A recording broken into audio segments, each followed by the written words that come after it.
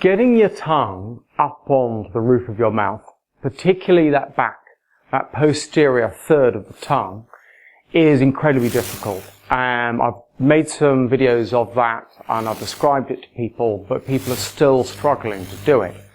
And it's really, I think, that most people who listen to me about putting the tongue on the roof of the mouth, they're doing this.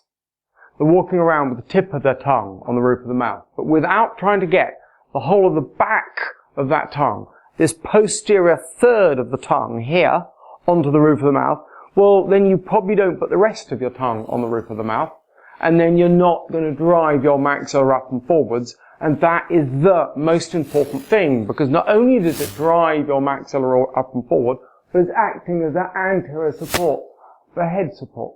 The reason we're all walking around with our heads like this is we're missing that support to help hold our heads upwards that's supposed to be coming from this organ here, that's sitting on the hyoid, that's strapped down from the center of the axis, and it's helping hold the whole facial structure upwards.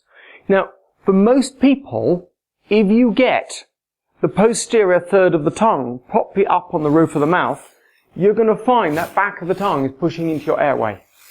For most people, faces are down and back, even from this nice but modern image. So, by the time you've got the whole volume of your tongue back into correctly the right place, you're going to be pushing your soft palate and the back third of your tongue into your airway. And temporarily, while you're achieving this and driving the maxilla forwards, it's going to feel uncomfortable. And sometimes when I am doing that, I do a test to myself. And the test to myself is if I hold a breath, so I go, and I can't push out because what I've done is I've moved the soft palate across onto the back of the nasopharynx. And if I push the soft palate, this soft palate here back on the nasopharynx, then I can't breathe out. So, yeah, that stops me breathing out completely, and that's how we can all hold our breath. Now, getting the posterior third of the tongue up onto the soft palate and holding your breath in that way is very, very similar. The difference between the two is small, and one good exercise is to flip back between these two.